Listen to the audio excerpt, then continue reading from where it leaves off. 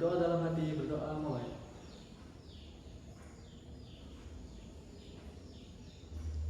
Berdoa selesai.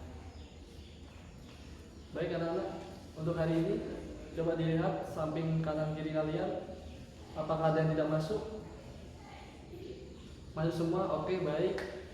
Nah, kalau seperti itu, alhamdulillah sehat semua ya untuk hari ini ya. Baik anak-anak, untuk pembelajaran kemarin, apa kalian ingat kita belajar tentang apa? Ya, betul. Kita belajar kemarin tentang apa? Teknologi pangan, ya. Kita kemarin sudah belajar tentang teknologi pangan, memahami teksnya, terus sudah memperagakan tentang luas permukaan bidang juga, ya. Baik anak-anak, kita langsung saja masuk ke materi yang pertama, yaitu mengidentifikasi suatu teks. Di sini Pak Guru punya teks tentang cara membuat tempe. Untuk selanjutnya, bisa kalian baca terlebih dahulu teks ini. Nanti Pak Guru akan tunjuk satu persatu secara bergantian untuk membaca teks ini. Baik anak-anak, mungkin bisa dibaca dulu. Baik anak-anak, kalian kalau sudah dibaca, sekarang kita akan mengidentifikasi teks cara membuat tempe. Sebelum itu, karena kalian sudah membaca, sekarang cari dan identifikasilah teks tersebut agar menemukan kosakata tentang makna teknologi pangan. Baik anak-anak, silakan dilaksanakan, dikerjakan. Baik anak-anak, untuk selanjutnya,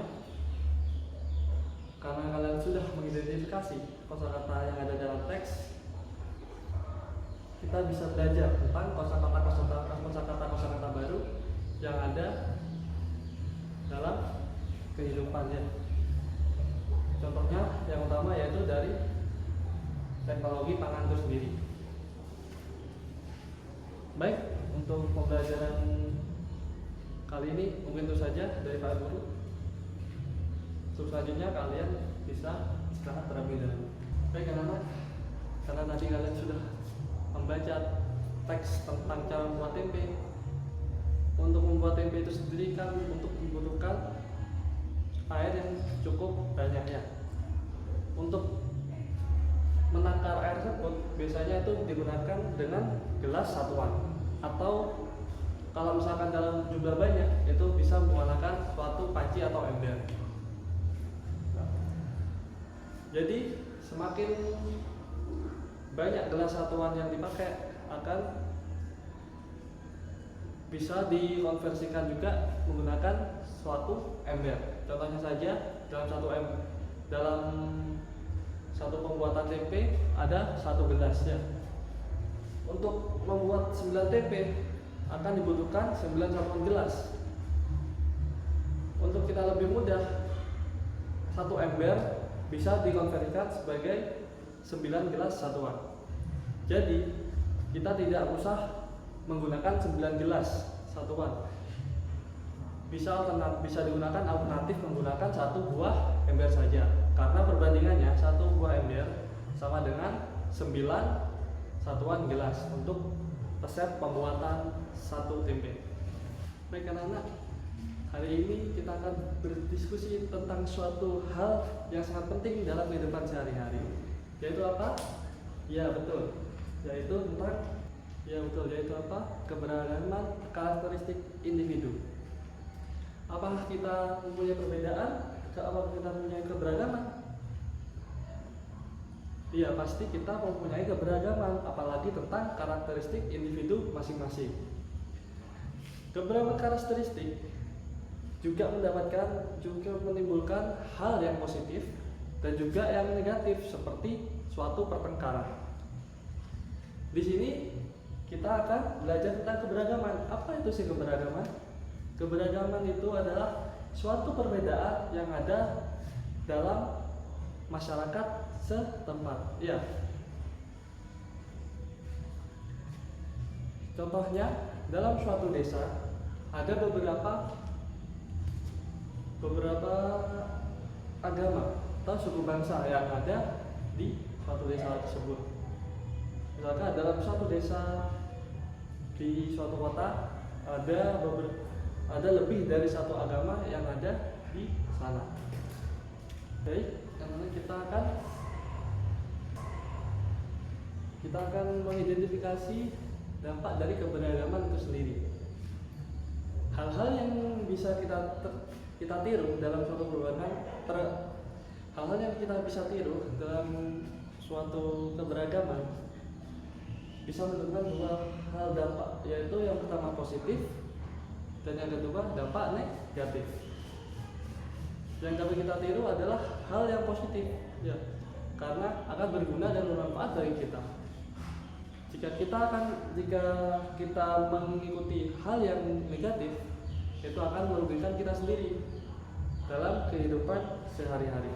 Baik anak-anak, untuk hal itu tadi hal yang bisa kita pelajari tentang keberagaman individu.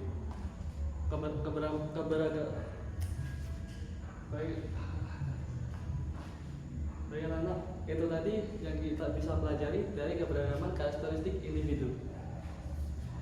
Jadi intinya kita dari keberagaman individu itu kita harus tahu mana yang memiliki dampak positif dan mana yang memiliki dampak negatif, mana yang bisa ditiru dan mana yang tidak bisa ditiru. Untuk memperdalam kegiatan pada hari ini, Pak Guru ada tabel pengelompokan dampak negatif dan dampak positif dari keberagaman karakteristik individu itu sendiri. Nanti kalian bisa kerjakan terlebih dahulu untuk lebih pahamnya, agar kalian lebih memahami dan mencermati pada kegiatan kali ini. Baik anak, silahkan. Baiklah, kalau begitu silahkan kalian kerjakan terlebih dahulu. Apakah sudah selesai anak-anak? Sudah? Baik, kita akan diskusikan bersama-sama kalau begitu.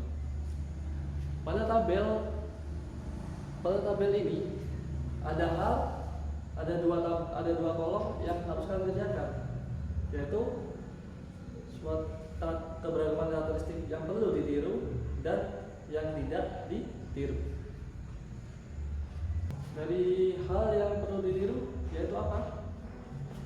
Yang pertama, menghargai pendapat orang lain. Baik anak-anak, untuk kali ini kalau sudah selesai kita akan bahas bersama-sama. Dalam soal tersebut ada dua kolom, yaitu tentang suatu hal yang perlu ditiru dan yang tidak ditiru. Mungkin kita akan bahas dari yang perlu ditiru. Satu, apa contohnya? Ya, menghargai pendapat orang lain. Dan yang kolom selanjutnya yang tidak perlu ditiru, apa yang tidak boleh kita tiru? Ya, berbeda pendapat. Terus yang perlu ditiru, ya betul, memahami atau memperluas wawasan. Dan yang tidak perlu ditiru lagi, untuk yang kedua, memaksakan kehendak orang lain. Ya, oke anak-anak, mungkin itu saja pembelajaran pada kali ini. Pak Guru harap dari soal tersebut kalian bisa belajar tentang keberagaman karakteristik individu yang ada di sekitar kita dalam kehidupan sehari-hari. Tidak terasa kita sudah di penghujung pembelajaran kali ini. Pak Guru akan merefleksi beberapa pelajaran yang sudah kita lakukan pada kegiatan hari ini ya. Tadi yang pertama, kita sudah belajar tentang apa? Tentang mengidentifikasi suatu teks. Oke. Yang kedua, kita belajar tentang apa? Ya, mengidentifikasi volume suatu benda atau air ya. Yang ketiga, kita apa? Memahami tentang keberagaman karakteristik individu. Untuk hal dari ketiga hal ini yang kita sudah pelajari, mana yang kalian sukai, mengidentifikasi volume suatu benda ya. Oke, karena mengidentifikasi volume suatu benda, kita dapat mengerti perbedaan dan perbandingan volume yang ada dalam suatu benda. Jadi kita lebih memahami takaran dan dalam suatu benda, kita akan lebih memahami volume takaran dalam suatu benda. Oke.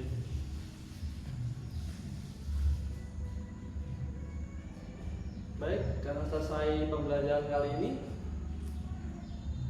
Pak Guru minta sebelum pulang kalian kemaskan seluruh alat tulis kalian. Setelah itu kita berdoa bersama-sama. Ketua kelas boleh pimpin doanya.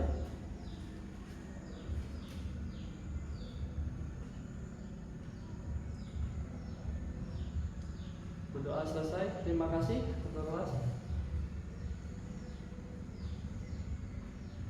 Sebelum pulang, Pak Guru minta anteng-antengan. Siapa yang paling anteng nanti akan pulang duluan.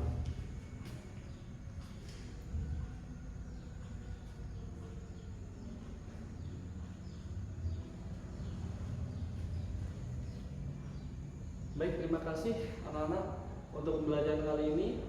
Semoga ilmu yang didapatkan bisa berguna dan bermanfaat bagi kalian semua. Sekian dari Pak Guru. Wassalamualaikum warahmatullahi wabarakatuh.